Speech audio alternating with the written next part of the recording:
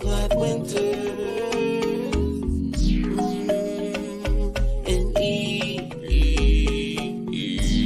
on their name, put some respect. Yeah, yeah.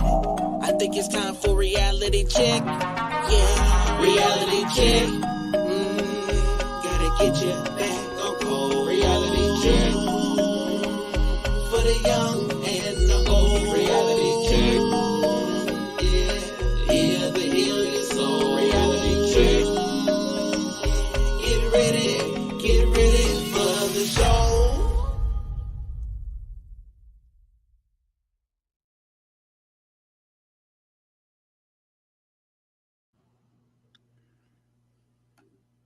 What up, though? What up, though?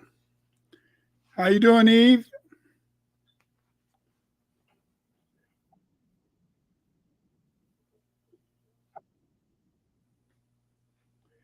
There's an echo in the house.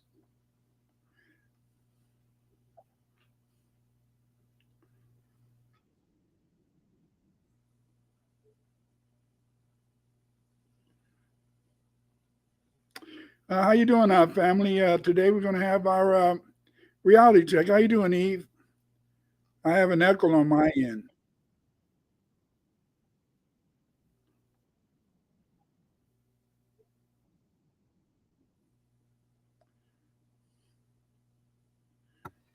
Hi, Dr. Winters. How you doing? Hey, hey. You know, this topic is really live. You know, because see, a lot of people they don't really understand that. A lot of people don't really understand that I don't think there's nobody on this planet that's not a faker. You said it's not a faker? That's not a, that hasn't. Let's put it like this: that hasn't been a fake at least at some time in their life. Yes. Yeah. I think about a couple memes that I've seen recently, and and then I think they actually have been joking. I don't know if this is the best joke to have, but it was an Amazon worker, and they are talking about being a curbside driver, and this person is actually driving on the curb to drop his packages off. Have you seen the Amazon worker who got in trouble for driving on the curb because he's curbside delivery now? No, I haven't seen that.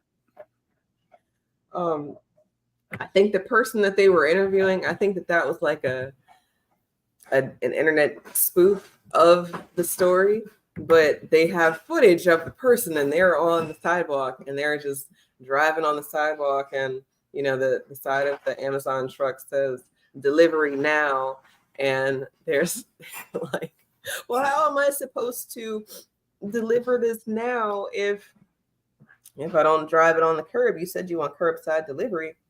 So I'm like, I don't know if that man's resume is what he told them it was, but you know, uh, what do you do? What do you do? Peace in chat. Hey guys. Um, have you ever been around the teacher who's not a teacher? Actually, you have. You said that your art class has got substitute teachers sometimes. So were they art teachers or did they just Yeah, grab it? I've been around a lot of people who weren't teachers. In what context? Because it's just like I was looking at but they like certain teachers have a certain feel. Because I was really surprised when I started teaching that it was a lot of black teachers who grew up in the projects, and they had grown up in the projects, and yet when they started teaching, they were afraid of other black people. And yes, you're laughing, but there's people who grew up in the projects, but somehow they forget where they came from, and they're big fakers. They're big fakers because they be trying in a sense to fake being empathetic, fake being really being concerned, and they're not. I mean, you find a lot of not just black teachers, you find a lot of white teachers who have that look, Yes, I'll never forget. I think it was my first year teaching, and we had they had volleyball for the teachers so we could play against the other schools, trying to as a way to keep us fit and active and competitive. And I was playing volleyball at one of the other schools in the district, and but it was a Black school, and it's one of the harder schools in my district. And the kids kind of live across the street from the school. Like, that's how close the zoning is. And when I say across the street, that this might be, like what you would consider the hood in your area. And then it's a school that's got, excuse me, a school that has uniforms. Do you have that? Public schools with uniforms in Chicago? Well, when I was teaching, yeah, we had public school. That was one of the greatest things that ever happened in Chicago, because a lot of kids don't really have the clothes, and so you can save money, and it's not so much competition, because you got to remember back in the day, they would take kids' gym shoes, tennis shoes, Right, Nikes, right. and all that. Or if they wore nice jackets, people would steal take their jackets on the way home. So it's kind of good in the sense that when they went into a uniform policy. How you doing, Natty, Sir LaRoyal, and Teresa Miller? What up, though? Yeah, one of the teachers that was on that volleyball team, when we left, it was dark outside because it was, after school we play and really after their activities. And she was so afraid to walk to her car. And I live up the street from that school, so I'm a gentrifier. I didn't feel unsafe. I don't feel unsafe around us. I feel maybe unsafe around people who look like they're up to no good, but maybe I try not to be in areas like that. I don't know. But I do know that I don't feel unsafe when I see a crowd of Blacks. There are Blacks who get very uncomfortable when they see that same crowd, and then the whites who will clutch their purse or lock their door. So, but the way she said it, I was just like, well, why are you working in Norfolk then? If you don't want to be with the Black students, if this is where you are and teaching in a Black city, maybe our school is not as Black, but it is a Black city, and you don't have to be here. You could be somewhere else.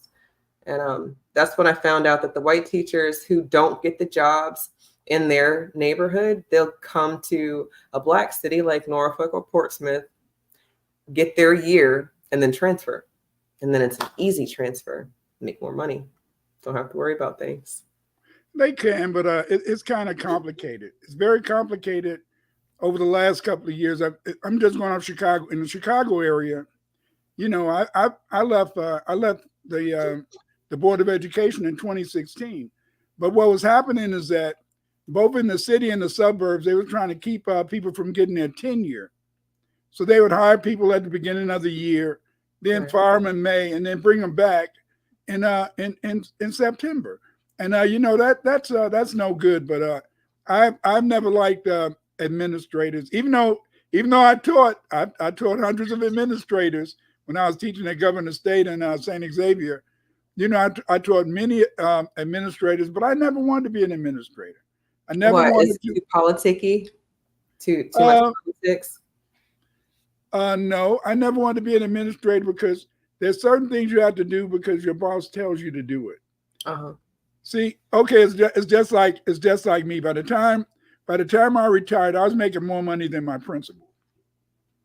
The principals, they would come in and I had been teaching so long, had a PhD, 40 hours, masters, all that LMSO. So I was making much, much, much, much, much, much more.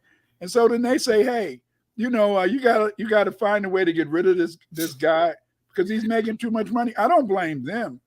I don't blame them for the harassment, but it's just that they felt that I was making too much money, and it was, but I mean, damn, I felt I was worth it. But I was in the same situation as when I began in 73. In 1973, when I began teaching, all the white teachers in the suburbs was making all the money. Mm. But I didn't understand is that many of them had been working for 20, 30, 40 years. You know what I'm saying?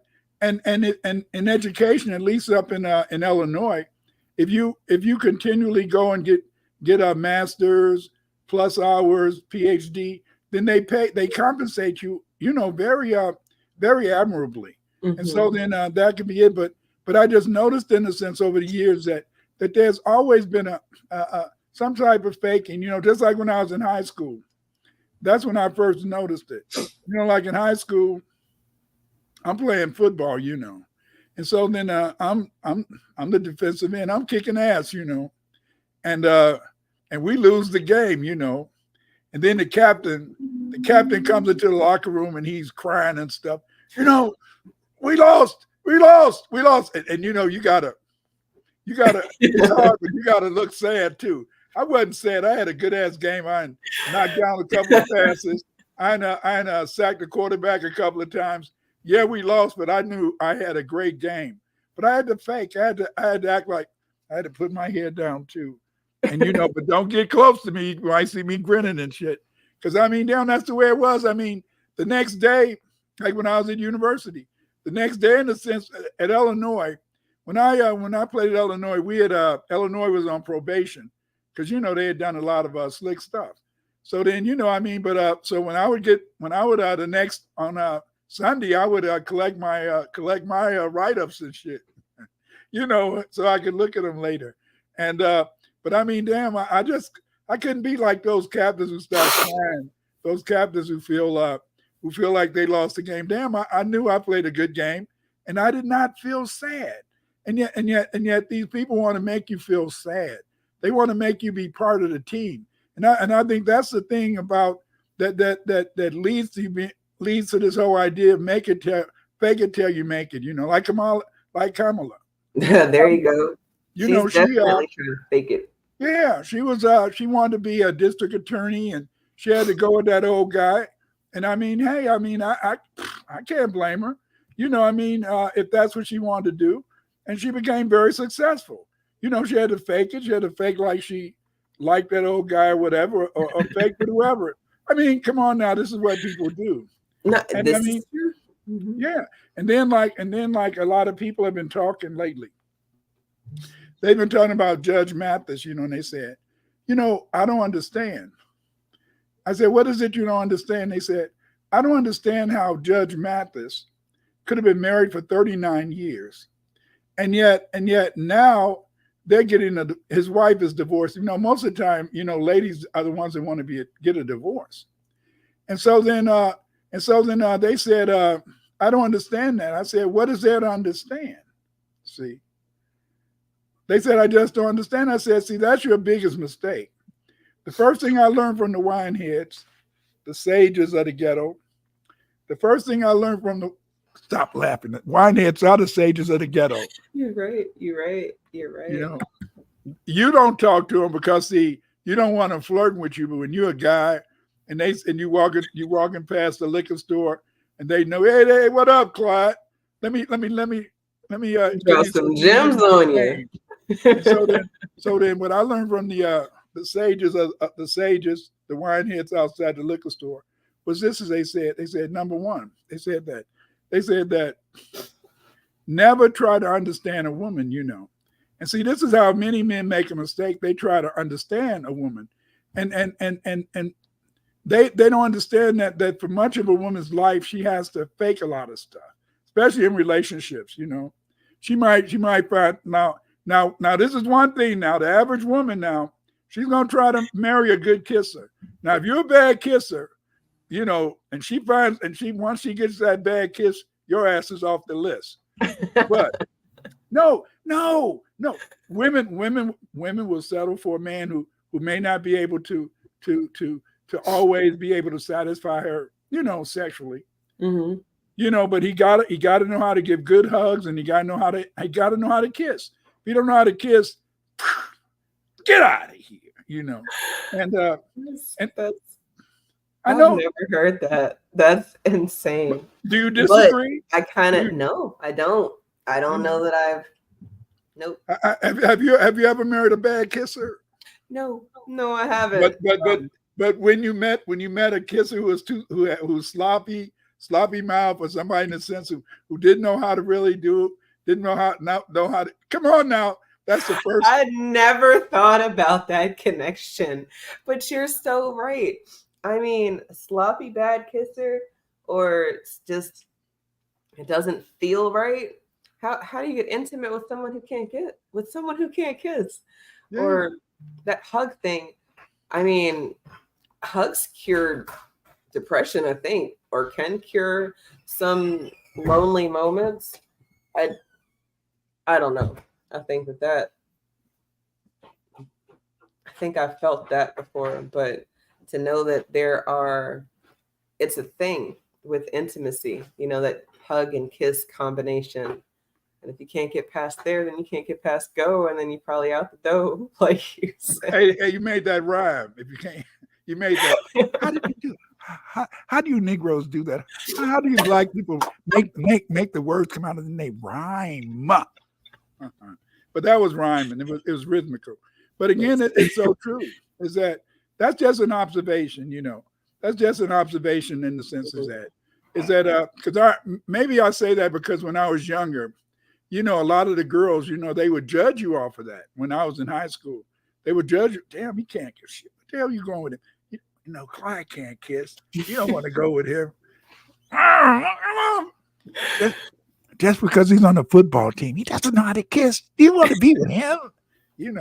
And some of them were lying because they just wanted me themselves. But, at least I hope so. But it begins. Remember when you're playing basketball. Remember on the team, and you really tried your best. You really did good, and you're really feeling happy. And then you get in the locker room, and then the captain or somebody got to always be a downer. What are you smiling at? What are you smiling at? Why are you doing that?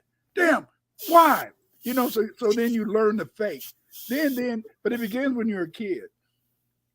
Your first fake experience begins when you're a kid. What are you talking about, doctor? I'm gonna tell you. The first fake thing is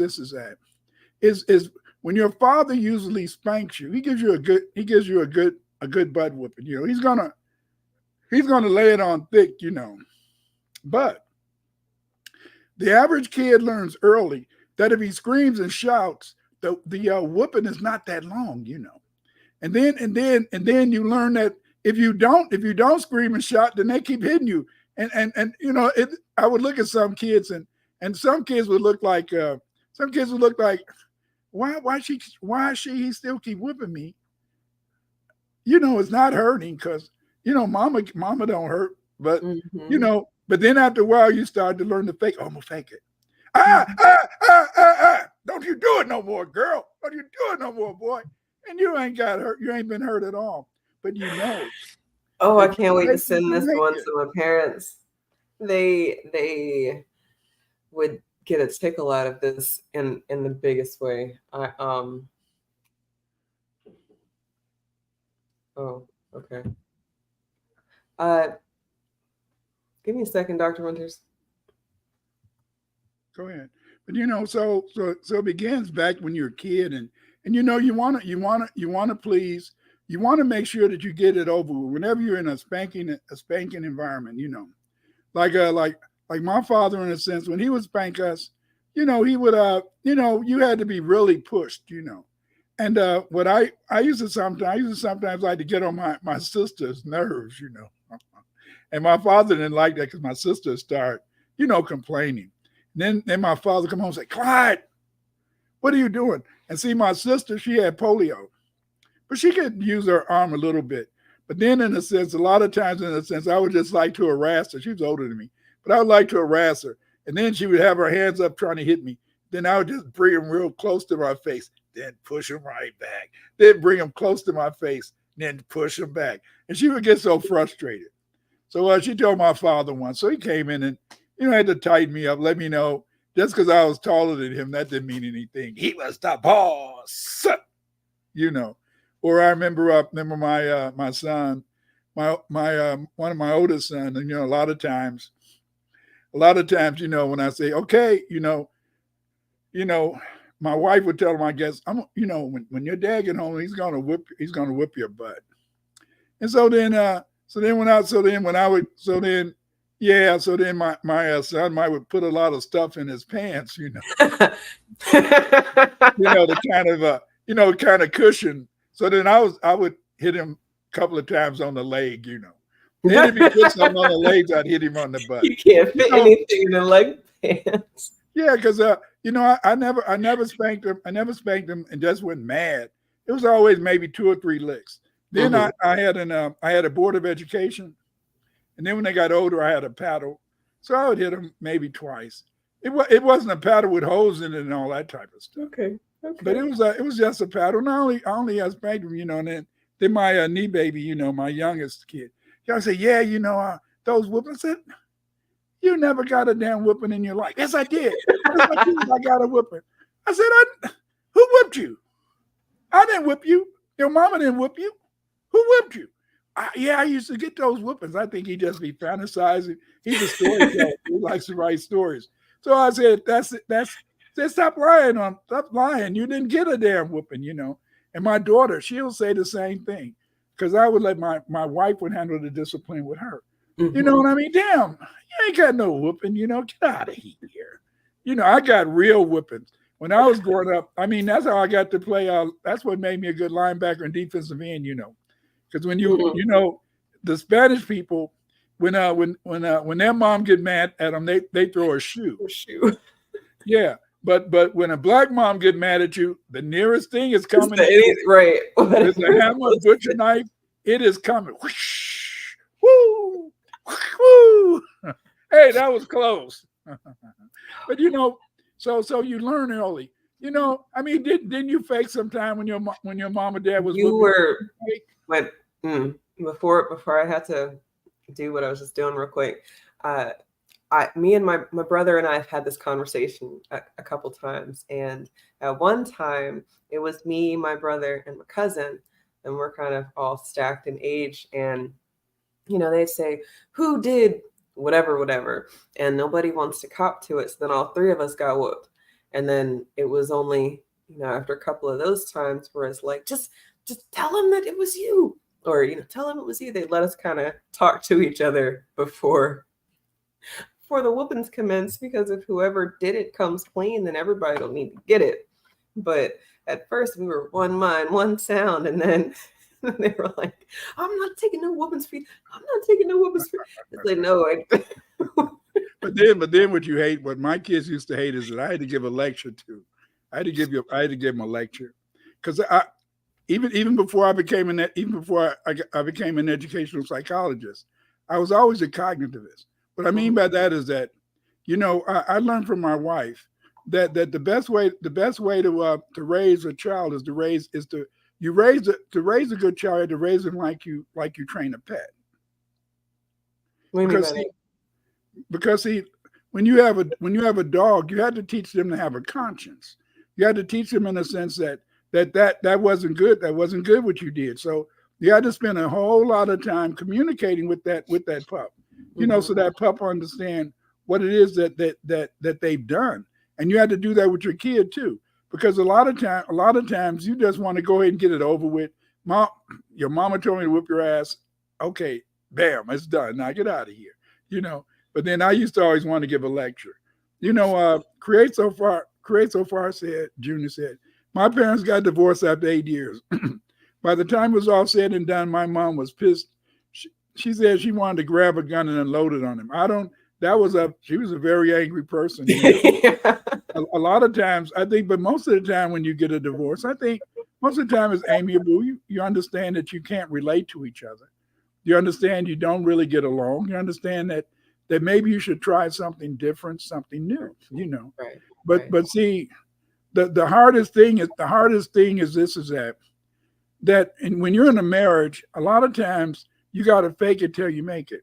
And the reason that I say that is that a lot of times in a marriage, you play roles. You had to play a role: lover, friend, mother, nurse, nurse, father. You play all these different roles, and sometimes it can be overwhelming. That's why I think some people really, get tired of being a mom, because see, it's hard enough to be a mom and then to be married too.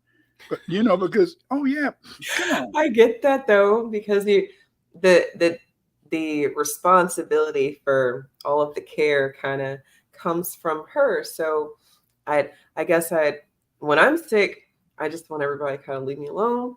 Or when they're sick, they need somebody to tend to them.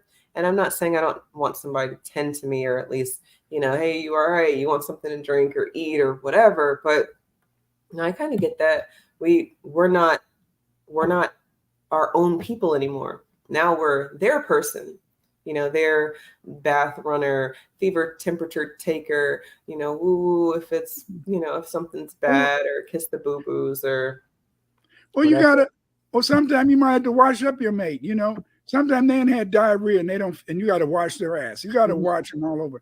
I mean, you have to, people don't understand that when you're married, sometimes, it all depends. It's the good and the bad. It's the good and the ugly. But the point is this, is that I think that we have to fake these roles so much. I mean, mom, like how I was my wife's God at first. I was her God. And because I could do no wrong. And then one day in a sense, she said she was sick, and I'm on the football team. I'm playing every day at Illinois. So, she said, I'm hurting on the field. I said, oh, damn, just suck it in. You'll be okay. I said this, my mama never complained. And that was it. When I said my mama, but see, I didn't understand at that time. I know now. Right. I didn't understand at that time is that we fake. My oldest son told me, he said, Pops, you never was sick. I said, what? He said, Pops, you never was sick. I never saw you sick. Mama was kind of sickly, but you were never sick. I said, I was sick sometimes. But then I started thinking about what I had said to my wife years ago when I had told her that my mother was never sick. Yeah, my mother was probably sick. Like, you get sick sometimes, but you don't have time to show that to the kids. You can have a bad cold, or you can have a sore throat, and you might kind of wait for your partner, your husband, to come and maybe kind of tend you a little bit. But a lot of times, if the kids are there, you're going to still get up and cook them breakfast. Maybe, you're going to still, they may not get everything they want, but you may at least cook some eggs and toast or something. But it'll be a breakfast. That's a good point. I'm happy that our oldest is as old and as responsible as she's been, because that's been very helpful. If I'm not feeling well, I don't have to worry about them starving. And not that they're starving. My children are never starving. The minis eat all the time, especially our knee baby. He's got the mightiest appetite of anybody I've ever seen. But it doesn't fail. Every morning he wakes up, he's like, it's breakfast time, right? Or around lunchtime, he's like, it's lunchtime, right? Or around what you making me for dinner? And it's like, it's coming. Like, it's coming. But like today, I slept in. I was exhausted from yesterday, and then Has school started yet? It. Has school started yet? Have you went back to work yet? No, we go back to school on Tuesday. All right. So we're actually a little bit late this year. So I think we'll probably get out middle of June. So you said you were tired, and then you. Yeah, I was tired, but the oldest one, she was able to help me out. She's able to get them breakfast, and I could just sleep. But before she was able to do that, there is no such thing as sleeping in, because that knee baby is knocking on. Mom, it's time for breakfast. And it's like, yes, you're right. I'm coming. And then he'll come downstairs with me, pop a squat on the chair. What's for breakfast? And it's like, I didn't forget it. We're on the path. But no, but I have to fake it, because I'm not mad at him. I'm a little irritated, but I can't be mad that he knows that we're on a schedule, or that he's supposed to have these things. So, but just wait till he gets grown, and then he calls you up. Mom, I'm coming over for breakfast. And you say, damn, I don't want to cook, but hey, I'm going to cook it for him. Because My kids used to do that. They would call my wife, and I mean, damn, I'm going to work. Hell, I didn't eat breakfast, but what you doing? Oh, I'm cooking out so and so some breakfast. What? You didn't get up to cook me breakfast. You told me to get a damn McMuffin at McDonald's. No, she didn't. But the thing is, this is that that's just the way it is. Is that what as a mom, how are you able to play those roles all the time and then have a pleasant face for them? How is that possible as a mom? Because as a dad, like I was somebody was they wanted to be on my show and they said I don't want to have any cuss words. So I said I'm a cussy person, and I cuss a lot, but my wife she didn't cuss a lot. But the thing is, this is that how can you remain pleasant with people demanding things get done? Like you said, your son is coming down to knee baby, and he's sitting in the chair, looking at you. What's for breakfast? How are you able to fake it and get through this without really getting upset about it? What can drive you to do that? What I do is I like to play with them.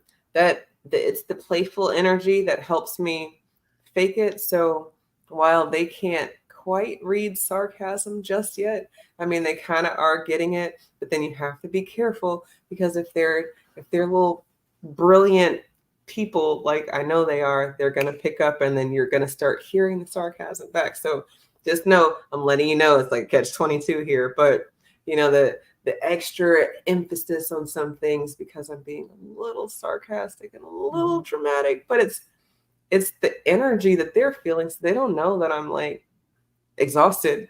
No, really, I'm so tired. But you're hungry. It's cool. I got you. You're supposed to eat. Nobody's saying we're mad that you're hungry or anything like that, as much as I am tired and I don't have to eat right now. But playing with them, I mean, with our knee baby, if he this is what he does. He rubs his belly. I'm so hungry. He's an actor too, huh? And if I'm hungry too, or if I'm, again, this is in that mood, I'm hungry too. Yeah, I'm so hungry too. I wonder if there's any midgets around for me to bite. I know it's probably bad, but all of the minis are midgets because they're all smaller than me, and I'll tell him I'll bite him, and then he's like, oh, don't bite me, and then then he goes and, oh, I'm gonna eat the mama, and then he'll try to come bite me, and then again, you got to get careful with some of this stuff because they'll want to play with other people in the same way. You can't do that with other people, or you had to tell them. Yes. So it does come with instructions of sorts, but now I find just playing with them and kind of working myself into it makes it a lot easier because then they're so happy. They're smiling. How can you look at a child that's smiling in their face and be all or angry or not want to smile back at them? You might not feel it, but they're just smiling at you with the most innocent or whatever genuine smile. You're all angry, whatever. Then when you look and see what's happening in Gaza, even though it's none of my business, and you still in a sense say, people, that's one of the things that surprised me back in the day is how I love my children. I love children. I mean, that's just it. That's what made me a good teacher, I believe. But it's amazing how there are some people that could care less how a child feels. They could care less how a child is impacted by the negativity that you may bring on them. And that's why they make you have to spend much of your life faking. We don't want to talk about being a fake, and we're not a sincere fake, but a lot of times we fake to make people happy. Yeah. Because if we didn't care about how they felt, we wouldn't be faking it. We fake it with the people we love because maybe they're not the ones who made us feel whatever it is, negativity. And then it's almost not fair to take it out on a person who didn't do anything to you. Like they're just existing in the same environment and you're feeling some kind of way, but do you Do you let it seep and bleed into other areas of your life, or is it something you can kind of put in a box or compartmentalize, take it out later? My man is always saying that if I'm ever feeling angry, I need to take it out on them people. And he'll tell me in real time, like, whoa, whoa, whoa, whoa, whoa, take that shit over there to them people. And then most of the time he's right. Sometimes I'm really genuinely irritated with him and he's getting the energy that he's giving. But a lot of times it is redirectable because I'm not really mad at them or him or us as much as I don't like the situation we're in. He's right. Every time I take it and direct it at the people that need it, I feel a lot better after the fact. And then it's not like I made anybody around me feel like shit because I was feeling like shit. So, well, most of the time, for many of us, we go in the backyard at night, or we drive to the park and look around and don't see anybody and just shout, scream. Sometimes you do. Even as a man, sometimes I used to have to feel like to go somewhere and just scream, damn, F everything, all of you, but I couldn't direct it at anybody. And I didn't want anybody to feel in the sense that they were the ones who made me feel this way. But then sometimes you do like to just go somewhere and just scream, just shout, just say something out loud that you really feel like saying, but you don't want to tell people. I mean, it could be your loved one, it could be your partner, a lot of times in a sense, as a man, a lot of things I didn't, women, when you're married, women can say things to you very horrible. And, they can act like they just hate you, like the lady who said that she wanted, like what you gonna say, she'd wanted to shoot somebody. And then, but then the next day, she'll be acting what you believe is normal. But she had a terrible night. See, women control the bedroom, And when I say women control the bedroom, most people think I'm talking about sex. No, your ass ain't going to sleep unless they get stuff off their chest. You're not going to sleep. If it's something on their mind, you're not going to sleep. You see? I used to fight you on that because I'm not the talker in my relationship. When I go upstairs to go to bed, I want to go to bed. But you're right. And it's not because I'm talking. But when I'm uncomfortable or I'm angry, I'm tossing and turning all night. I can't sleep. I'm up, I'm asleep, I'm down, I'm moving around. Can y'all imagine how uncomfortable it is to be laying next to the person that's just doing all sorts of moving in the bed and you can't get comfortable because they're taking the covers and then throwing the covers. Hot, it's cold, I'm hot, I'm cold. But what about when that person is knocked out? What about when that person's knocked out? They don't seem like they know that you're tossing and turning. Oh, well, then I guess that woman probably smacks him and then goes back to sleep. And he's all, oh, what happened? Oh, I don't know what happened. We're not paying attention. But, it's very complicated because, as I said, because we're playing so many roles, lover, husband, friend, partner. We're playing so many roles that sometimes you do have to fake it, and it's not, see, family, it's not that you're doing this to be mean to anybody. It's not that you're doing this in a sense because you're trying to live a double life or you're really trying to lead them down the garden path. You do it because you like them, but you don't want to hurt their feelings. But at the same time, you don't really feel like, damn, like I said about cooking for your knee baby. He's rubbing his tummy and you're tired as hell and you say, damn, I was up late last night. I had to work yesterday and those people got on my nerves or I had a bad practice and I had to demonstrate so much layups and stuff that I'm a little tired now. Or I did a little bit too much work cleaning up the house or the garden. But then you still try to be that same person. You still try to, in a sense, fake it so that they can have that good attitude. And I think that's what we love about our moms. We do love our moms to be fakers, because we don't want to see that. We don't want to see their depression. We don't want to see them down, And the thing that helped me, and I've said this before, is my auntie, Maya Mabel. So I used to go to my grandmother's house a lot, because they only lived about what? They only lived about what, 6 or 7 miles away. And in the city, I mean, you can walk 6 or 7 miles easy. And this was city, these are city miles. But then I'd go over there a lot, and I saw my auntie crying. I said, Now I was upset. Why are you crying? I said, this way. And then later she said, I said, why were you crying? She said, Clyde, I'm a woman. I can cry if I want to. She said, it's nothing to do with you. It's nothing to do with anybody else. But I can cry if I want to. I said, oh, damn. I felt you should have a reason to cry. If I'm crying, I got hurt. And it's hurting bad. It's hurting bad. That's why I'm crying. But you're just crying because you're a woman. That's what you were taught though, right? If your daddy ever saw you crying for no reason, hell no. You might have got a whooping for crying for no reason. Or is daddy, your mama. My mother, in a sense. I remember I got a sore, and I said, "Oh, mama, get over there, boy. Stop that crying." My sister, I my fingers. Oh, let me kiss her. Oh, is that better, baby? I said, "Damn, why she hugging her? She ain't hugging me." She said, but I understand now. It is hard. It is hard. This life is hard. It's hard to be a black man in this in this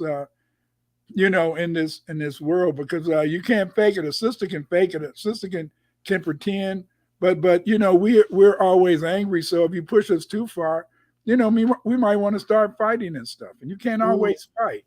You gotta learn how to, in a sense, hide your emotions.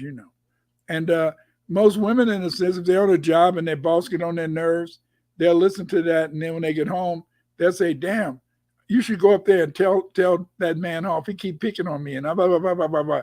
And then if you're a smart husband, you say, "Oh yeah, he shouldn't do that." Yeah, but then if you're a dumb husband, you'll go up to the job. "Hey, leave our wife alone." Then you and your wife both leave. She doesn't have a job, and and now she's lost her job because you took it too far. But look, if you want to do that though, you got to be the one who's ready to not do no more 50-50. I've heard 2 stories of 2 different men who've stood up for their wife at work. Like, she came home crying because this principal or whatever, supervisor, whatever, he's just really giving her a really bad time, a hard time. She come home crying, and her husband went down there and said, "My wife comes home crying again, we gonna have problems." And how long did his wife stay on that job? That's what I'm saying. I think that's pretty much the end of it. But he could afford it. He was ready. Some women are working because they want to and not because they have to. And then you start to, if you're taking something you don't have to take, it's different. People put themselves in situations sometimes because they don't have any choice. That's also different. So like, that husband needs to, yeah, baby, that is a bad man. But then don't do that too much, because then she's gonna want you to go protect her, and then, like you said, now, and he's gonna have to be working for 2, or she's gonna be looking for another job, or she wants you to. It can't be fake it till you make it with this. No, yes, go defend my honor. Go tell that man about himself. Okay. Okay. Because that's one of the things that brings me back to Judge Mathis, and then people say, how could you be married 39 years and you get a divorce?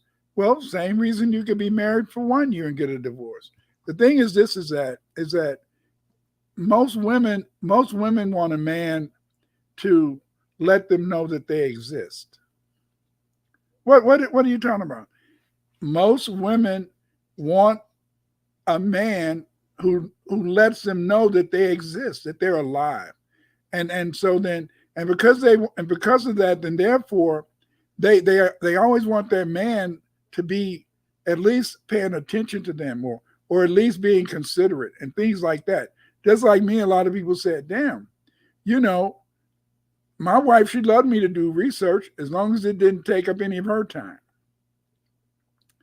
And that was all the time. You people probably say, "Damn, Dr. Winters, how did you publish maybe what 300 articles? Do presentations. I used to do 2 or 3 presentations a year, every year, while I was teaching, and then write, these books. How did you do that?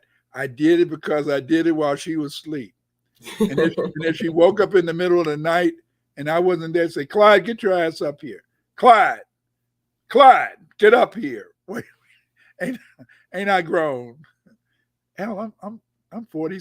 I'm 50. She said, the bed doesn't feel the same. You're not where you're supposed to be. You need to be right here so I can go to sleep. And don't bring them books either. She was sleeping at first. Oh yeah, boy, yeah, she would have a fit now. I guess when she comes around me, say, look at all those books on the tables and down there, and damn, my living room is looking messed up. And it is her living room, because when you buy a house, you don't buy a house for yourself. You buy a house for your woman, and that's her house, And so then, but again, in a sense, I think that what makes it so bad is that it's very hard for a man because you don't really know how to play it. Like a lot of times, the average man and the average woman, they break up when that guy is really, you be telling your man, hey, get out there and work. We got to work hard, and we're going to get up there. And so the man, he's doing overtime and stuff like that. He's doing overtime. He's not hardly around. And then you want to see the check, but then you're mad at him. When I was young, hell, I wasn't doing any damn overtime, because, my father, he used to talk about people in construction who would be doing all that overtime, and then their wives would eventually leave them anyway. Somebody else, right? Yeah. But the only problem now, but this is it. Throughout all my years of watching women and men, that the next man that woman got, he was not as good as the one that who she had been married to. Mm-hmm. He didn't treat her the same. He wasn't as loyal. But I guess she was happy, because see, the thing is, this is that when do you give a person enough attention? Who knows that? How do you measure that? There's no way to measure that. And I think that's when you look at somewhere like Judge Mathis and his wife, 39 years, and and she's happy, and he looks happy, and he's going to even be more happy because he's going to find him a 35-year-old that'll put up with somebody 60 or 70. He's like, I'm alive. But the thing is, this is that's how older men always feel. They're going to find somebody 35. That 35-year-old would be dumb. But anyway, the thing is, it's not a bad point though. I mean, being married for so long, I just looked it up real quick. Looks like she wants spousal support. So she wants his support, but she doesn't want his attention anymore. And I don't. She wasn't getting it in the first place. That's why she's leaving him. So okay, so then that's where it's all coming from. That's my belief. Okay.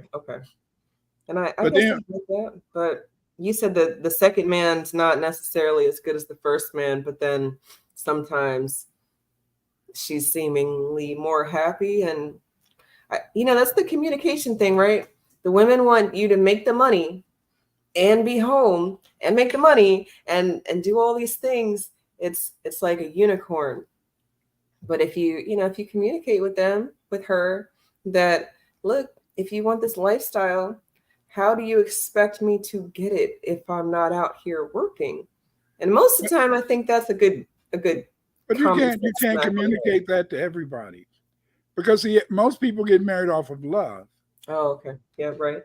Whereas most marriages last based on respect.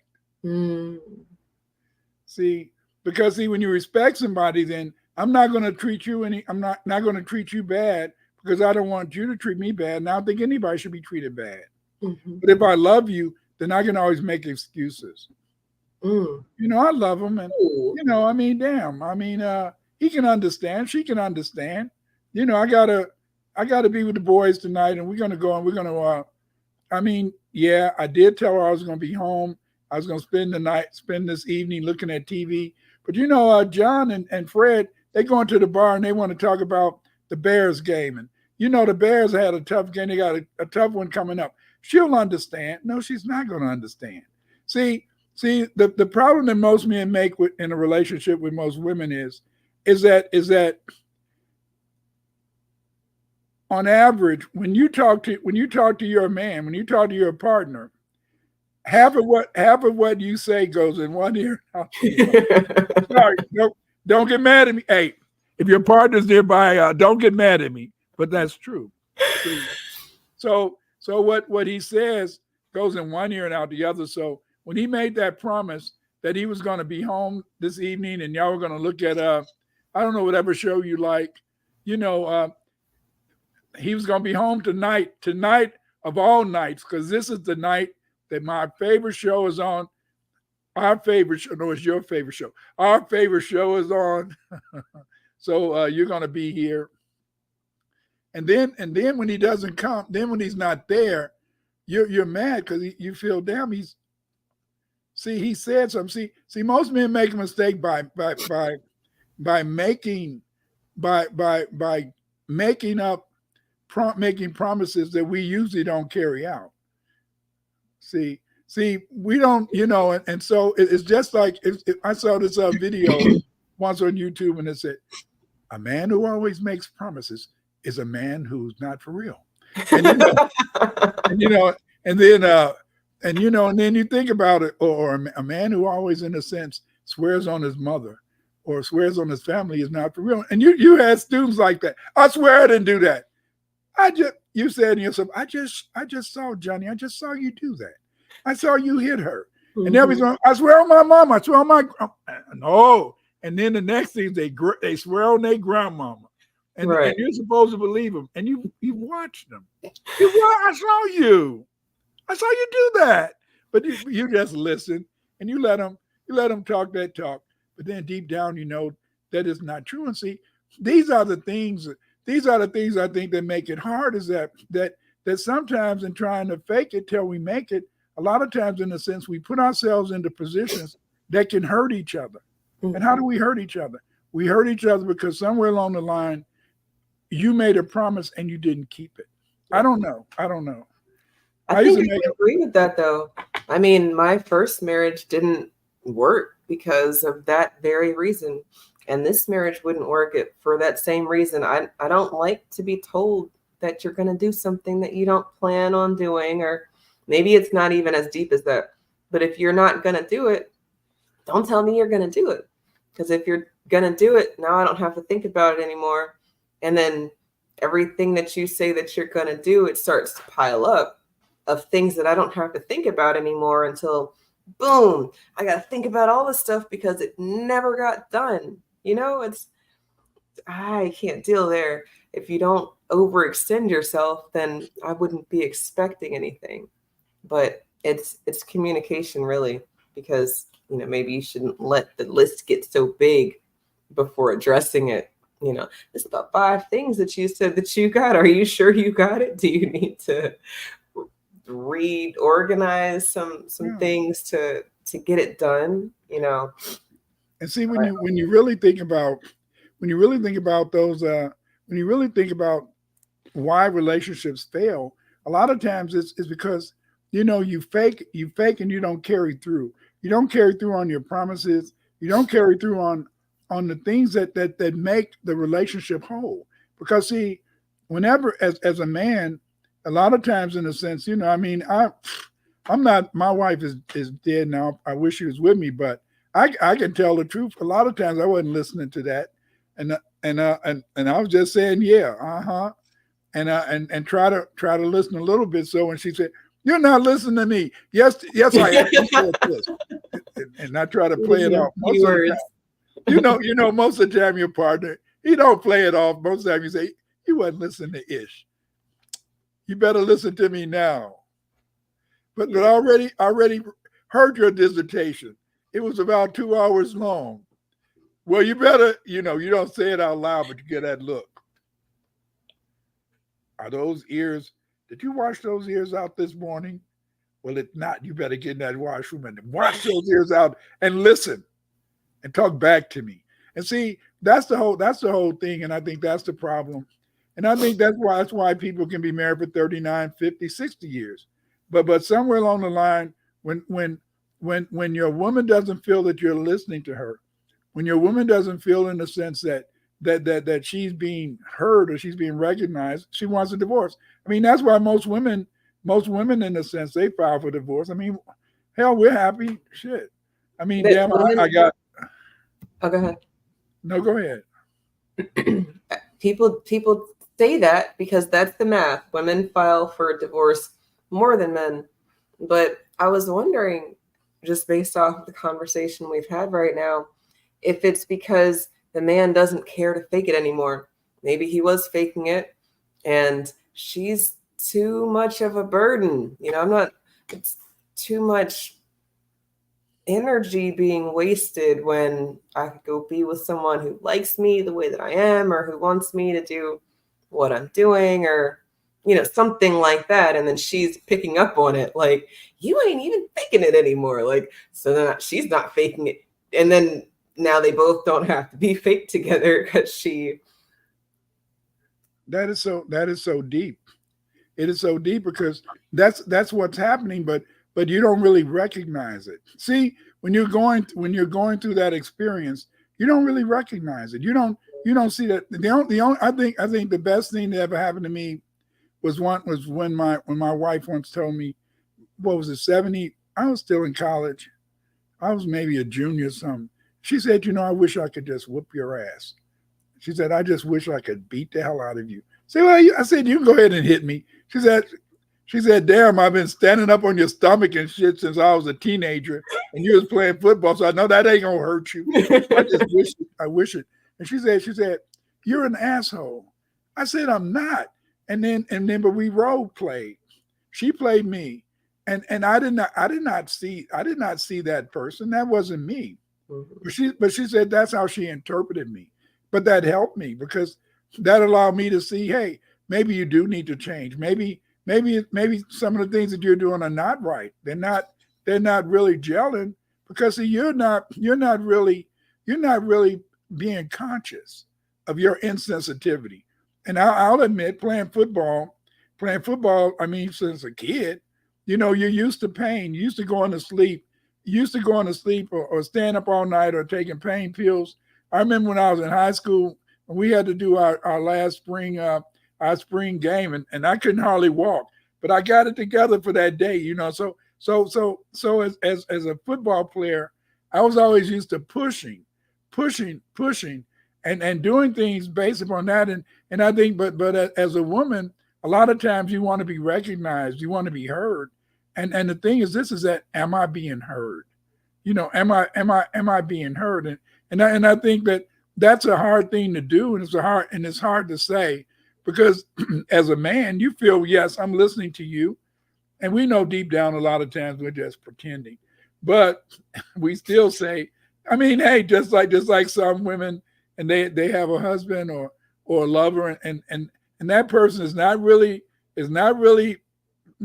satisfying them sexually, but they still put up with it because he does other things that make them feel satisfied. Maybe in a sense he knows how to love her. I didn't say make love to her, but he may know how to love her. Right. And if he knows how to love her, then that may be enough at that time. Right. But then if he doesn't know how to make love and doesn't give any attention, oh shit, your ass is out. See ya.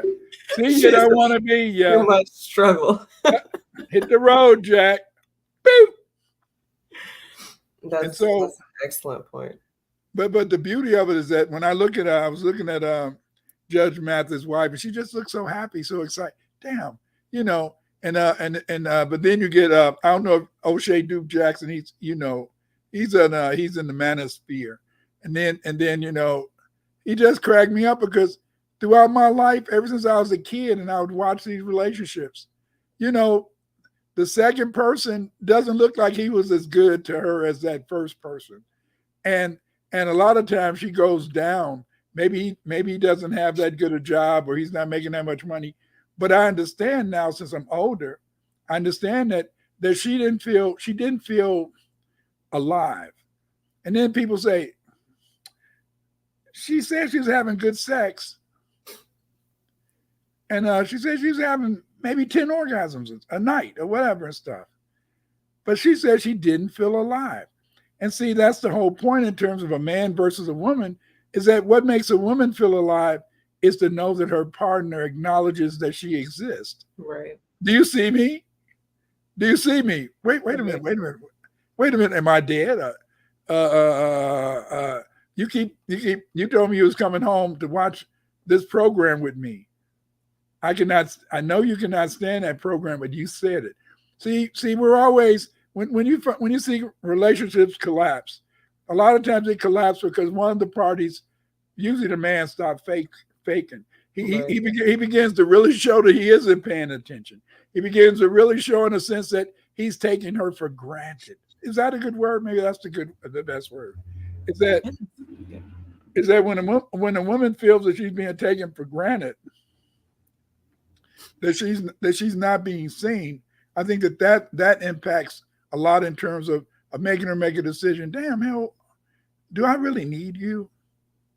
Yeah, people on the outside, they're looking in and they feel everything is sweet. And yes, you bought me a Corvette and the top can come down and you know, but you're not there for me. Right. You're not there when I need you. Well, he is there, but you're not there when I need you. And when I need you is when you can acknowledge that I exist. I think that sometimes women feel when they're in a relationship, family, I don't know what the hell I'm talking about. If she don't stop me, I might start to think I'm right. I need some help. I've been divorced, so I have a unique experience here, and then you've never been divorced, so you clearly faked it till you made it all the way to here, or didn't have to, because for what? But that in one ear and out the other thing. But I had to be put in my place, though. See, I had to be put in my place because I was a Black Power, I was a Black Power Muslim nationalist. How does that sound? I was a Black Power Muslim nationalist. And then Suleiman Yang, he used to teach at Howard. Suleiman Yang used to teach at Howard. So one day, I used to get to fly around the country. I was famous. And I used to fly around the country, but I didn't spend no money. They bought the airplane tickets. I just picked them up at O'Hare. And so they were having a conference down in Urbana. And so then Suleiman, he called me and he said, Yaki, that means brother, Yaki, we want you down here at the conference in Urbana. I said, my wife is sick. I can't come down there. He said, we want you down here. I said, I can't make it. And that was the end of that, But the point is this, is that I was happy because, as the years went on, I started seeing that when all those other people had moved away, my wife was still there with me, And so then, so I said, damn, maybe that's why some of the times I had to be maybe out of work a little bit so I could just spend time with her. Oh, for sure. I mean, what we were talking about earlier, the woman who leaves her working husband for a man who's giving her all of the attention, she doesn't realize it at the time until she wants things that she's used to. And she has to sit and think about, why is she used to it? Oh, because my man was at work and he's not home all day. And this man's here and this is nice and I like it and the sex is good, but damn, I want to go to the Bahamas. And my man used to take me on vacation. And this man doesn't take me anywhere except for to the bedroom. I had my own car and didn't have to share it. Right. She had things. And then the grass is not necessarily greener on the other side. It's just green wherever you water it, right? So I like that. I like that. I did not make that up. I saw it on a meme one time, but it's so real though. I thought I was getting some authentic Eve with Eve. No, we can't fake it like that. Not over here. There's no reason. No. But it's real.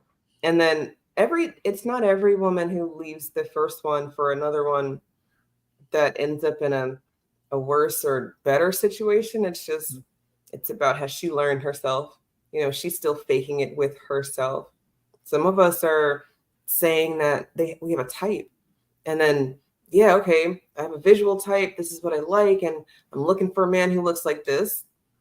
But then she goes and gets with someone else because maybe she didn't really have a type, or maybe she was faking it because people said that this is where you need to be. But then she finds that she's actually happier over here. We learn to fake it from really early on. You're right. And if you don't put it in proper context, the people in your lives are gonna either think you don't pay attention or care. Because your minis, they know when you're not paying attention. Mommy, watch me do this. Watch me do this. And then you jump on one leg. Did you see? Watch. And yeah, I see, baby. That's so great. That's so, you're so good at that. And whether you're paying attention or not, if you can make them feel like they're getting the attention, then you've done your job. Just don't let it be something you really should have been paying attention to. Like, I did a flip with no hands. Did you see? Wait, what? Can you do it again? No, it was just the only time I could do it. It's like I've seen that type of stuff.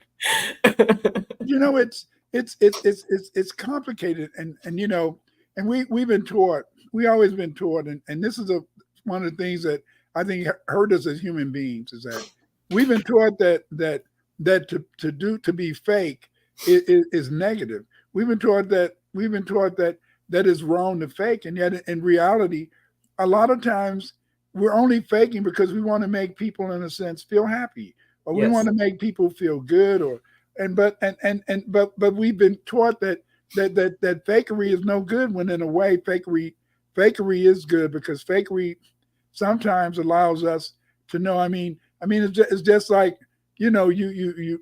I'm just imagining. I never heard this, but yeah, I did hear, like when my wife had heart trouble, and so then so she had they found she had heart failure. So then they said, they said, okay, you're going to be dead in 3 years and stuff. You say, what? You see? But then no bedside manner. They just said it like that, just straight. Well, that's what it sounded like to me. But the thing is, but she didn't. She lived 8 years over. So it was 11. So it was 11 years that she lived over. But then eventually she had a heart attack or something. But the thing is this, though, is that, and then you say, damn, you have a heart attack, and you have a heart attack in the hospital with them right there, and then you still can't go. And then then you still die. But it's just, the whole point is, what I'm saying is this, is that we live these lies. We create these ideas. And I think that what hurts a man in his relationships, and I think that if you're going to fake as a man, you should make promises that you don't keep, And I think that this is one of the things that allow a woman to feel, I don't really need him. I don't really need him. I love him, but as I said before, I said love is a state of mind. You said it's a state of being. Right. But the point is this, is that I love him. I'm crazy about him, and he's everything I thought I wanted. He's 6'2", 6'4", but it's something missing. And what's missing is that he's cold as hell, or he doesn't see me. He doesn't see me. Mm-hmm. And it's like, wait, I'm over here. Yeah. I'll be back with the boys. We're going to Washington, going to see the Washington play baseball today or football or whatever. Wait a minute, I thought you were going to be with me. I thought you were going to stay here and watch TV, our favorite TV program. Right. Oh yeah, I'll be back in time for that shit. Then he come back and hell, it's too late. See, and it's this whole idea of not keeping promises. So in a way, should you make promises that you're not going to keep? But do we know we're not going to keep those promises? It's a good question. I think some people do know they have zero plans of keeping the promise. And these are the liars of the world. And sometimes the liars of the world, they use the fake it till you make it. They don't ever plan on making it as much as they're just going to fake it until the next thing. I was talking on one of my shows recently about how you don't want to be on a plane with someone who says, oh yeah, I fly planes all the time. I've flown all the planes. Yeah. But really they meant like a paper airplane. And then the pilot has a heart attack. And then it's like, oh, it's okay because Johnny in 2B flies planes. And then everybody's looking for Johnny in 2B and that joker has never flown a plane, never played a video game flying planes or anything, as much as has made a few paper airplanes and has been to the airport lots. You don't want to be that person, and you don't want to be around that person because it's very dangerous. That the doctor who's doing the surgeries in the garage, not the one who has the skill or I'm not talking about a skilled person. I'm talking about someone who I feel like I could be a doctor. Let me see if I can cut somebody open, and then now they've killed somebody, murdered. I read the book. I'm from India. I'm a doctor. I went to Pamindi or Hindili or medical school. I will do everything for you now. Let me give your child a sucker or candy bar, and I will take out that hernia. It's on the left side, right? Right. No. No, it's not there. But I remember I saw this thing years ago, and this guy he had faked being a doctor. He got a whole lot of prestige and stuff, and he had got real high, and he's able to talk I said, damn, he's able to talk his way into to being seen as a doctor and working at hospitals and stuff. But see, some people are just so smooth, and right. Some people, in the sense that they're fakes, but they do. Is it because they really believe it? I don't know. Do you think? Yeah, sure. They are so vested in the game of tricking people that they do believe that they have the skills. They just haven't had the chance. I hear it all the time I don't hear it right now, but I used to hear it all the time from parents in the stands. They've never played basketball, ever. Their child is out there doing more than they've ever done in their life, but they are on the stands telling them, you got to do it like this, and you got to do it. And they've got all this energy because to them, they just were never given the chance. They could play 8th grade basketball when they were in 8th grade if somebody had ever given the chance. But you 42, you sit your happy ass down and let your baby out here focus. They're trying. They're giving you the chance to do it now through them. But you are taking their attention away by putting it on you in the stands versus them on the court. But no, they really believe they can do it. I never tried to force any of my kids to play football because I told them, you had to be able to take pain. You had to be able, you're going to be hurt. You're going to be hurt every day. You're going to be hurting every day, and you still had to keep going. You still had to keep going. And, and so I never made them do that. I was thinking the other day how when I went to college, they would always say, always tackle with your head. I would always lead with my head. Yeah. That's why a lot of people get concussions. Right. You know, so they would always say tackle with your head, but I would lead with my head, but then hit with my shoulder. I'm not going to tell a lie. After about 7 games, we had to play what 10 or 11. After about 7 games, your shoulder is hurting like hell. Oh, yeah. But it's not the concussion. It's not the concussion stuff. And so then, you know, I think about this is that when people listen to these coaches but you got to find a way to make it work for you, you know, and see, you know, that's why before we played football, we would always pray, you know. There's like now, like it's coming up, like even to this day, I can still sometimes get the smell in my nose of tape and blood. You know, I can get that tape and blood smell because that's what it was, you know. By halftime, when you went in the locker room, somebody was taping up your ankles or taping up something, and it was blood. And they were taping the blood. They were putting the tape over the blood. So I had that. I still have that smell of tape and blood, you know. And it's you know. Thanks a lot, not to need for the cash app. But again, the thing is this is that, you know, you can only fake so long.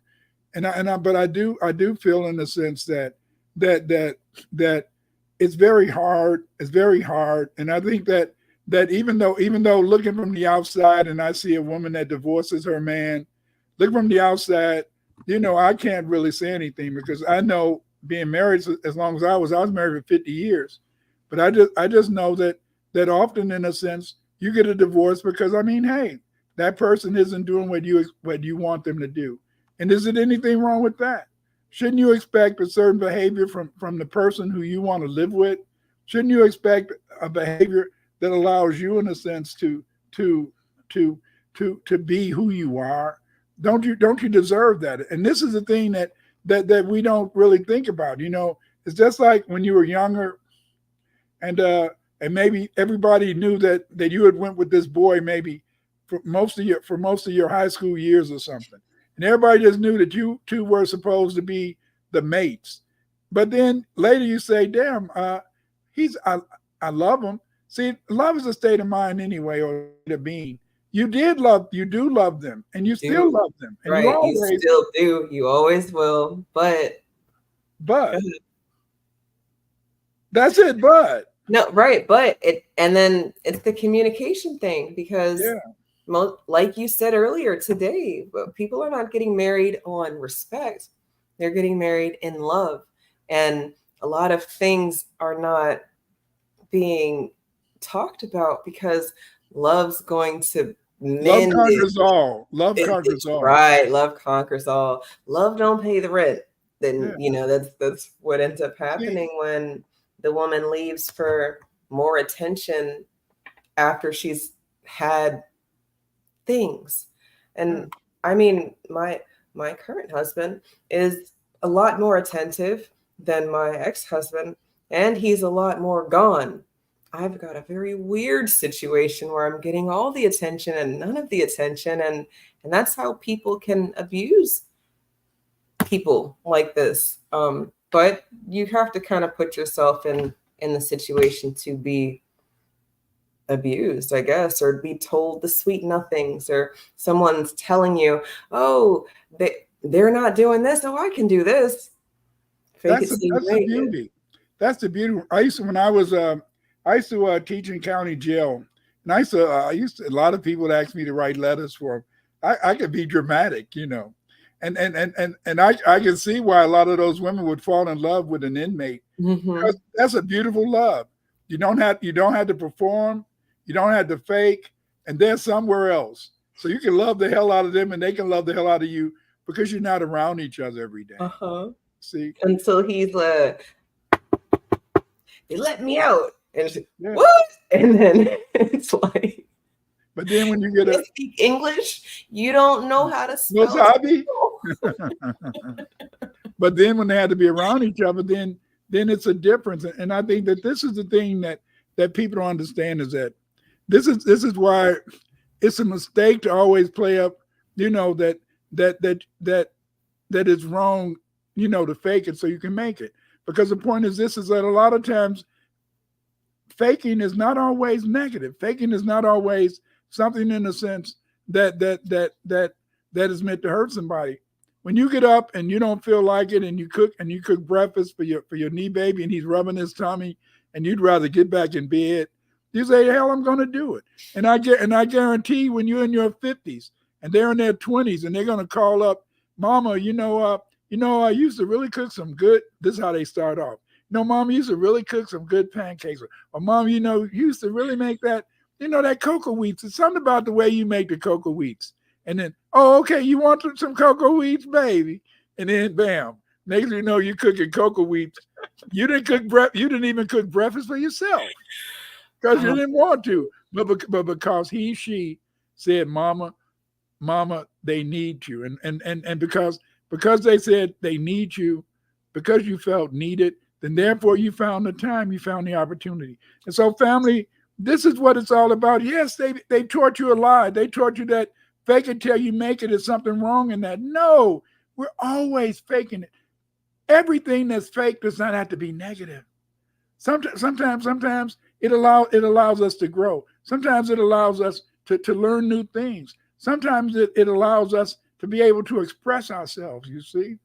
But the point is this, like when my wife, when she did that, and we were in I was about 22, maybe about 22, 21, 22. And she made me have to see how I was. And I guess I was an asshole. But you never see yourself. You never see yourself. We don't look at each other. I mean, we look in the mirror every day. And when I look in the mirror, I see that 32-year-old Clyde Winters, in a sense, who had a nice afro, big afro, a real thick mustache. That's who I see. But then when I look at my videos, I say, "Damn, that who's that? Who's that? That ain't me. That ain't me." But the point is this, is that we create these images, we create this life, we create something about who and what we are. But the point is this, is that it's not always bad to fake. Sometimes faking it allows others to feel. We do it most of the time. We don't do it to hurt anybody. We don't do it in a sense to make cause a wedge. The only thing bad is if you're a faker and you make promises. Now, if you're a faker and you make promises, your relationship is going to fail eventually. Because see, when you don't keep your promises and you fake like you're listening, you fake like you understand, and you don't keep your promises, it's gone. And see, that's why a lot of people say, "Damn, divorce is evil." No, divorce is not bad if it's not what you like, if it's not what you feel. You see, just like when I was teaching, I said this and I'm gonna say it again. I told the story a lot. When I was teaching at Governor State, and I taught the research class, and so everybody had to write a research paper at the end of the class. And I would always have these white women who wanted to do in a sense a research paper on single parenthood. And I would say, but I knew white women, that white women are baby mamas too. The only problem is that they get married and become a baby mama. They get married and become a baby mama. And they're with their boyfriends, or they're with this. But see, just like you see the sister baby mama, they baby mamas too. And they're sitting in, I got 20 of them right over there, and they're teachers. They're teachers throughout Chicago. They were married. They were, and they get divorced because that's so crazy. Because they want more. But you're supposed to have what you want. Like we talk about all the time. You will have what you want. Will it be to the extent that you want it? To me, if you work, you can have it. But will you have wanted to work that hard to get it? It starts turning into levels of, well, I wanted 6 figures and I thought it would look more like $500,000, but really I'm okay with 101,000. Yeah. Because it's 6 figures, right? But you said they all baby mamas and you're not. They're all baby mamas. They were all baby mamas.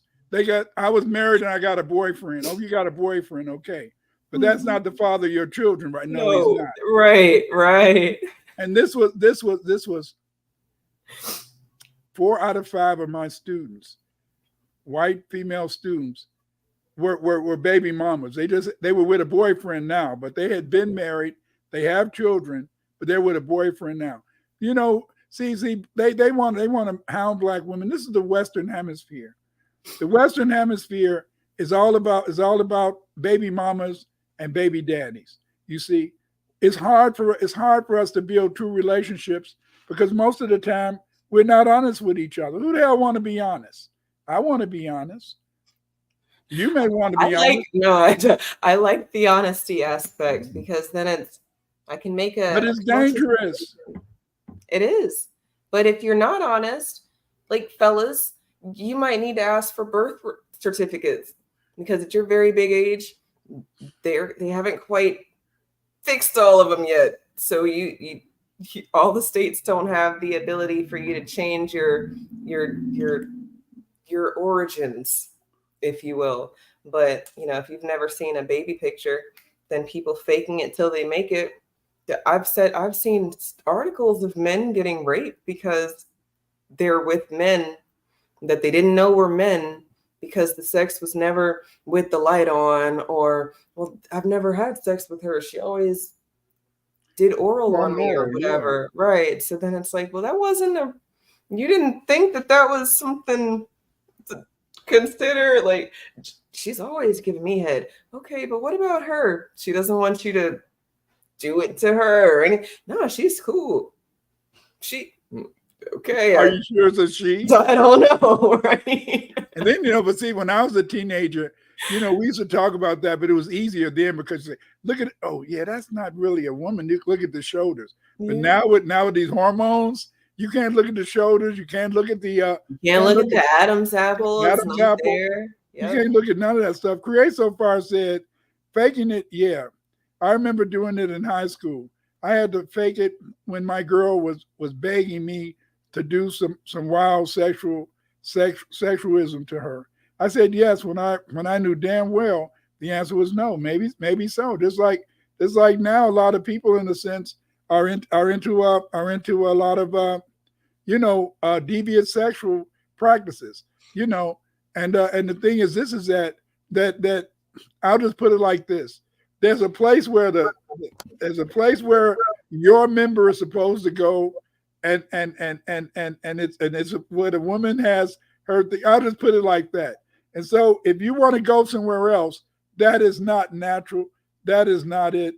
And so then that's the whole point. They were talking about yesterday. I was listening to NPR and they were talking about that they had to gather up menstrual blood. I mean, people have always been running away from that. And yet today they're talking about, menstrual blood is good for you.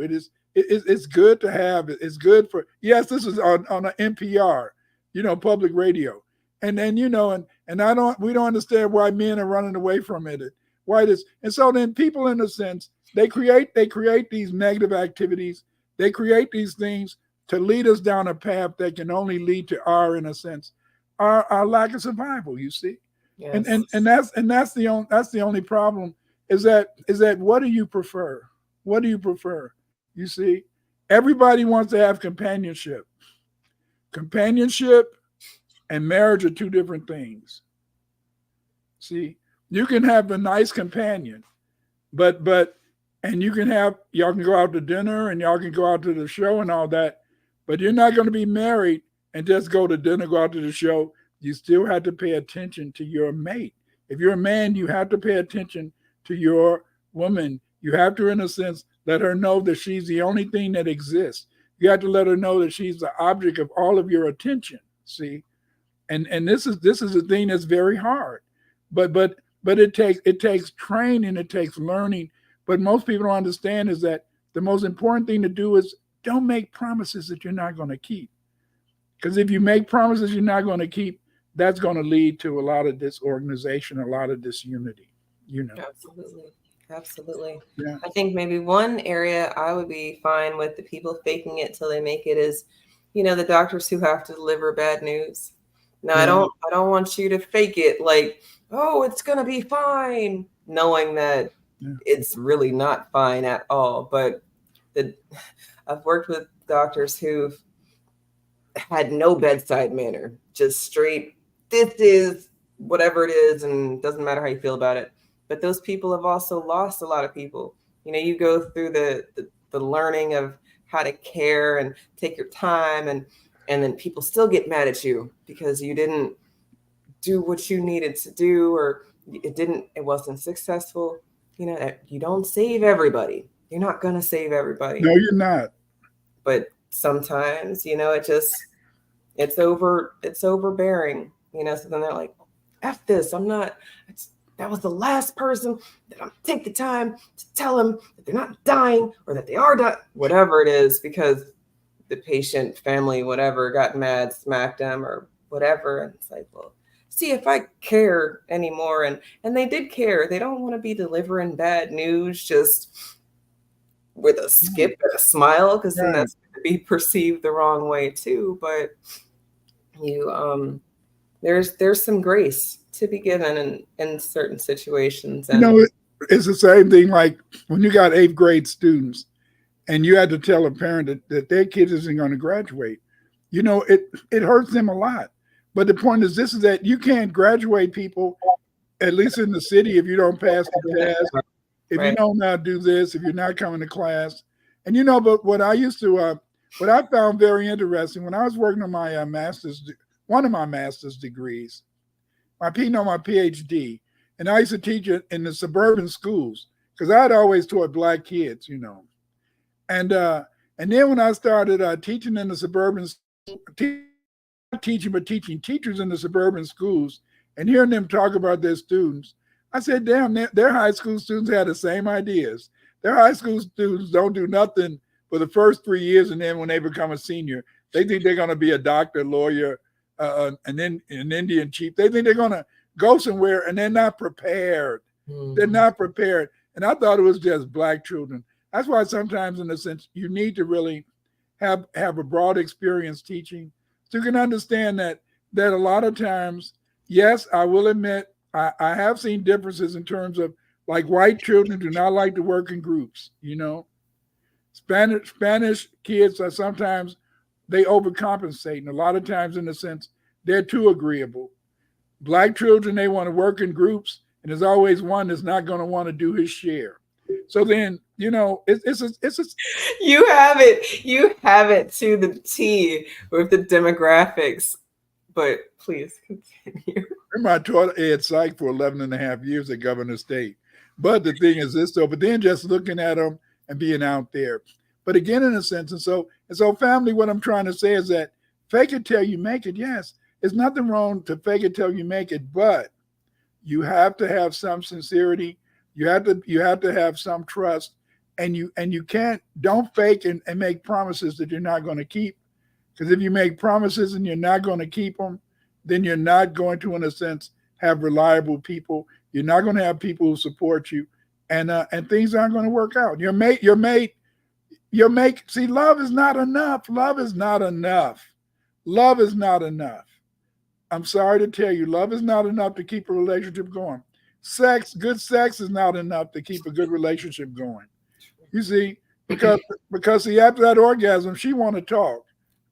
I want to go to sleep. But anyway, you got what you want. I got what I want, but I want more. Look at me. And see, that's the problem that most men don't understand is that when your lady is looking in the mirror, she is sincerely looking in the mirror, but she also feels, in a sense, that if you're her man, she wants you to be able to show a reflection of her. And the way you show a reflection of her is by what? Listening and talking and making promises that you keep. Very true. That's why I can say that it's our show, because I know it's not your show, but I seen you watching. I saw you giggle that one time on that funny spot, and it was like, oh, he likes my show, or and then now we have something. It's not his show. He just likes you, and he sit there with you and watch your show. And I mean, he could just be a mute, but then you're going to say, you're not even watching it. So he has to play the part to look like he's doing the things. Fake it till you make it. Fake it till you make it. And what do I mean by fake it till you make it? Fake it till you make it so that that person feels okay. You know. Okay, I'm going to show a couple of, commercials. Bear with me, family. What's up, everybody? It's Eve. Follow me on Twitter and YouTube for space recordings and special live programs. 2024, we're doing things a little different if you haven't peeped game by now. So yeah, this is your chance. You can do it now if you want. Hit the bell here on YouTube at JustEveB, or find me on X at Justice4Just_Us. That's JUSTICE 4 JUST_US. And if you feel so inclined, support my channel and the work we do over here. The Cash App and Patreon links are in the description. Black first. Let the researcher do the research. Yes, let the researcher do the research. Dr. Clyde Winters, let him do the research. We need more researchers like Dr. Clyde Winters. Yes, yes, yes. Let the researcher do the research. Yes, we don't understand that it takes people who want to do research to be able, in a sense, to tell us our history. Yes, many people have taken my course, The Afrocentric Researcher. You can take it too. All you got to do is join. But if you don't, in a sense, join, understand that it's through your hard work, through your persistence, that you can become a researcher. Yes, yes, yes.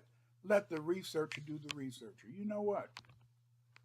I've written some books that can help you to be a researcher. Those books are Pathfinder, Clyde Winters in Search of the Roots of Afrocentric Studies. Yes, yes, this book is an important book. It'll help you learn all about your history. My other book is Afrocentric Researcher by Dr. Clyde Winters. This book, in a sense, is the most important book that you will find. What makes this book important is that the Afrocentric Researcher provides you with a course, provides you with a course outline that tells you all the things you do to be a great researcher. Yes, get these books, The Afrocentric Researcher, and in a sense, get my book, Pathfinder. These books are the books you need to be successful, the books that will make you a great researcher. Get these books, but let the researcher do the research, but you can be the researcher too. Free your mind, let it go to the top, drop it to the floor, take energy, come at light, whoa, spring water, let it go. Free your mind, let it go, tap in, go, let it know, hey, let it know, energy, come at light, whoa, spring water, let it go. Free your mind, let it go to the top, drop it to the floor, energy, come at light, whoa, tap in, go, let it know, hey. She told me go and put it in her heart. I told her I don't wanna break it all apart. Let me be a night light in the dark. Hey, my nigga shine bright with the art. Gemini 2 time, know it's hard. Got the stars on the line with the charts. Big dog, so I gotta leave a mark. Free your mind, cause I'm not that smart. Hey, energy, got my light walk. Spring water, how did that grow? Free your mind, let it go. To the top, drop it to the floor. Hey, energy, got my light walk. Spring water, how did that go? Free your mind, let it go. Tap in, go, let it know, hey, let it know.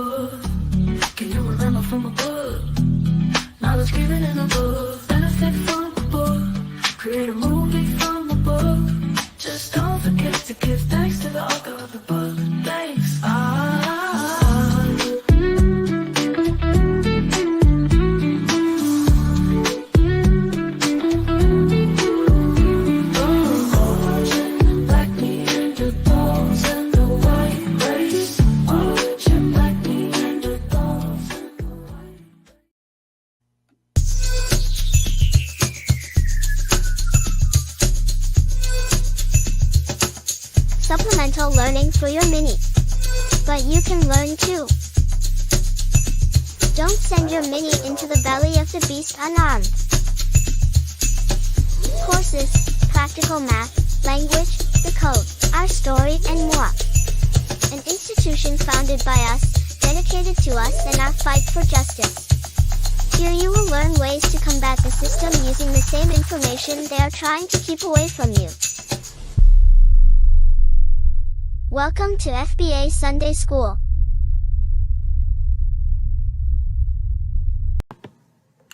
Buy my book, Nationality and the Law. In this book, we discuss the importance of race and identity among many African Americans. I explore the genesis of the so-called blacks from an ethnogenesis of Black Irish, Black Aboriginals, and Sub-Saharan Africans. In this book, you will understand how they were separated into two races and why we call, in a sense, the Caucasian race the white race today. Buy my book, The Nationality and the Law. You'll enjoy it.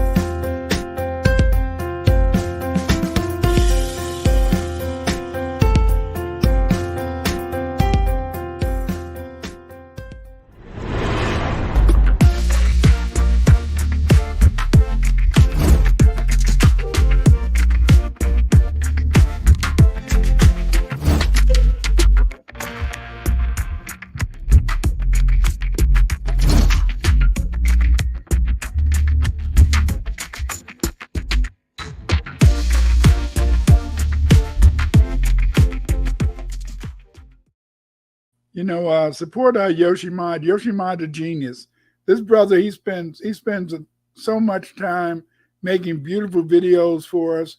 This brother, in a sense, he's allowed us to be able to see our true roots, our true origin. Support Yoshimod the genius. It's Yoshimod the genius who will allow you, in a sense, to find out who and what we are, because he is part of the culture.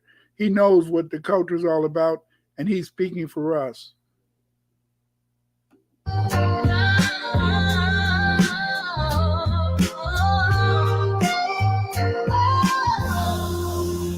No need to pretend anymore. The truth is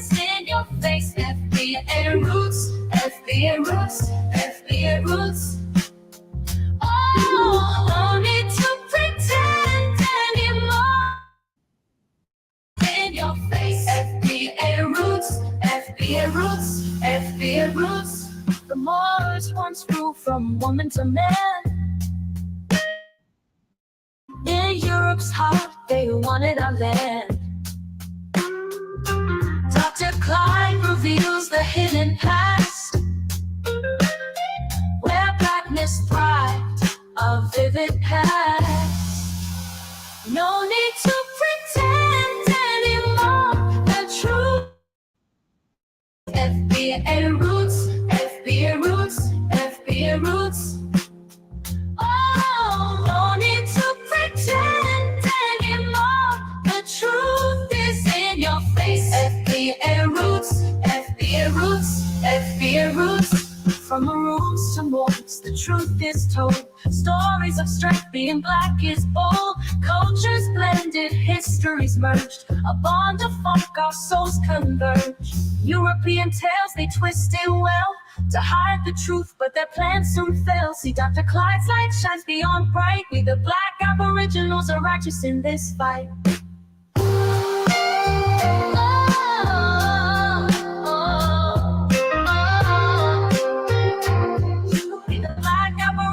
Are righteous in this fight. European tales, they twisted well. FBA roots, FBA roots, FBA roots.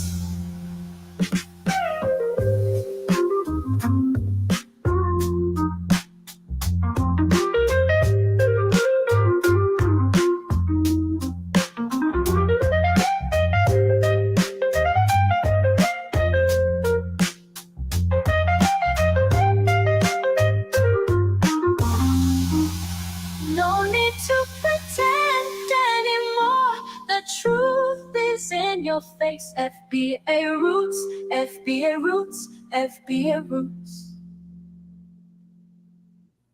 You can pick up this video and other videos by Yoshimod the Genius. Buy Yoshimod's videos. Go to Yoshimod Gumroad.com and support this brother. Support him.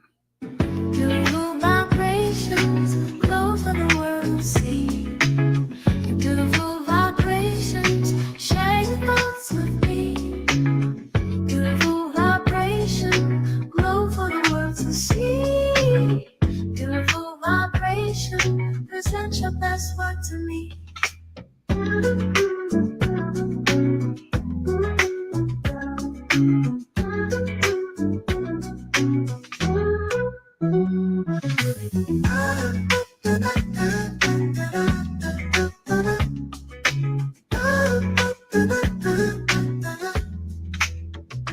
Beautiful vibrations, go to the world, see your beautiful vibrations.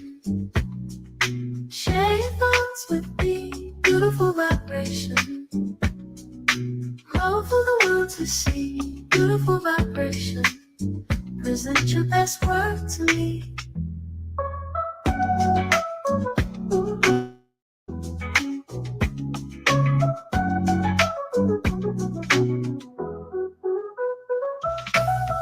Beautiful vibrations, flow for the world to see.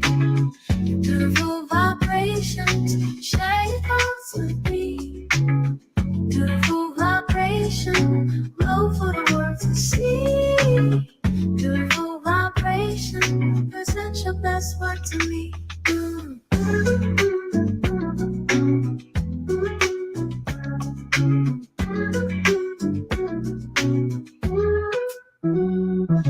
Creative spirit, create me something beautiful. Creative spirit, draw me something useful. Creative spirit, create to create. Demonstrate pure faith that holds weight. Creative spirit. Imagine you're creating. Imagine you're exploring. Imagine you're in the future. Imagine you're in the past. Imagine you're me and never last. Imagine the deep soul that entwines. Imagine Imagine what really goes down. Yeah, imagine we create. Imagine a universe created by me. Beautiful vibrations, close on the world see. Beautiful vibrations, share your thoughts with me. Beautiful vibration, glow for the world to see. Beautiful vibration, present your best one. Beautiful, beautiful. Yes, Yoshimod. He has so many beautiful videos. You guys got to go to yoshimod.gumroad.com and get some of these videos. The brother's making some beautiful videos. You got to support this brother. Say it loud, I'm the one and I'm proud. Say it loud, I'm the one and I'm proud. Say it loud, I'm the one and I'm proud. Say it loud, I'm the one and I'm proud. Being black, so being pink, one piece gold. We're all over the globe, shows what you know. Say it loud, I'm the one and I'm proud. Say it loud, I'm the one and I'm proud. Say it loud, I'm the one and I'm proud.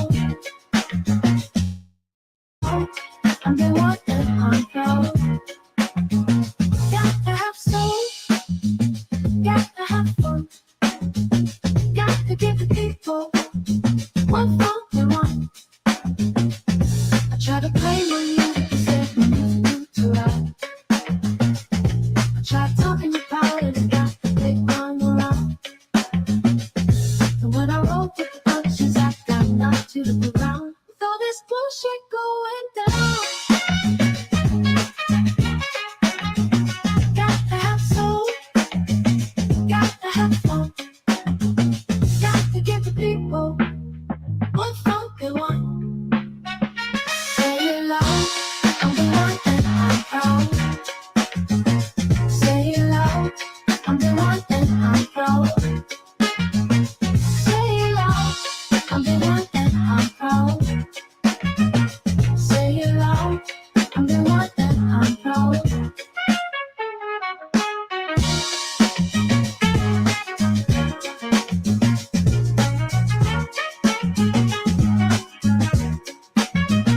Got to have soul, got to have fun, got to give the people what fun they want. Say it loud, I'm the one and I'm proud. Say it loud, I'm the one and I'm proud. Say it loud, I'm the one and I'm proud. Say it loud, I'm the one and I'm proud. That video is made by Yoshimod the Genius. Please go to yoshimod.gumroad.com.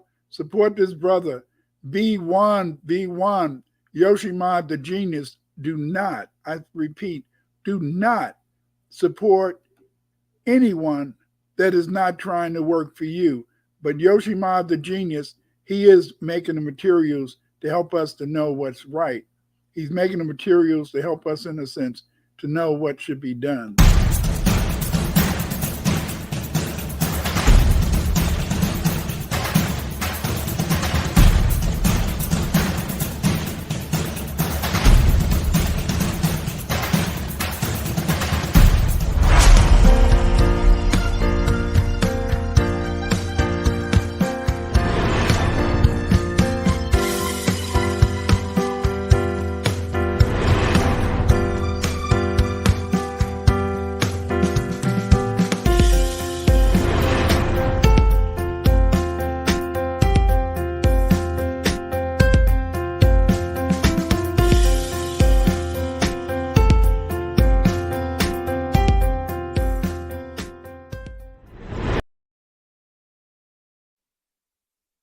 The only thing that can save you is be one. To fight Cage, you must stay black first. That's right. Support Yoshimod, the genius. The brother makes some very beautiful videos, and you can go and you can buy his videos at yoshimod.gumroad.com. The brother makes some very beautiful stuff. In fact, he made some of the FBA video for the school. A lot of that stuff is made by Yoshi, and Yoshi does this out of the kindness of his heart. So be supportive, But again, we've had another show, fake it till you make it. A lot of people, they look at this as being negative, but in reality, much of our life we spend faking it because we want to make people feel good. Some people are really dastardly. There are some evil people, but in most cases, in my opinion, many people fake so that they can make you happy instead of sad. I don't know. Did you have a final comment? I think that's a good way to wrap it up because, we've been taught that being fake is not where you want to be, but sometimes you just don't have it. It's not there. And it doesn't mean that the people around you should have to deal with you being a monster or a bear or super angry, aggressive, whatever it is that you are feeling that's not normally you. And then to think that you have to be your authentic self 100% of the time when the people around you might not have warranted this authenticity. You put it in the right place, direct it where it needs to go. I think about a very old example about the woman who asked her husband if she looks fat in that dress. She knows what she looks like in that dress, but she wants to know if he's going to fake it because it's her, or is there a better way? Some men, honey, you look great, whatever. Some men, you look a little round and that you shouldn't be wearing that. I think women know the type of man that they have, and then they're just testing the waters to kind of see where we are today. And especially if it's the woman who she's been trying to get her workout on, but then her husband's like, baby, that's the 4th donut you've had today. You're the one who said you wanted to go to the gym, but you inhaling them Krispy Kremes, right? And she's like, I know what I'm doing. And then y'all go out on Friday, but before she goes out, honey, do I look fat in this dress? And then he just reminds her of them 5 donuts that she inhaled the other day. And that's not saying she looks fat in the dress as much as she said she wanted to do something. And he's just holding her accountable. And sometimes that's too much, but most times, we kind of just want to see or check the temperature, see where we are. Is he still paying attention to me? I like that. Just want to check the temperature. And I do, but family, this is the most important thing to me. You can love on your wife a lot or love on your partner a lot, but she not only wants to be loved, she also wants to know that she exists. And the only way that she knows that she exists is by you giving her that attention. Not just 25% of the time, not 50% of the time, not 75% of the time, not even 100% of the time. It's 125%. That's right. We want it all and That's some. Right. They want it all. You guys have a good evening. Thank you for coming to this week's show. Good See night. you next week. Good night.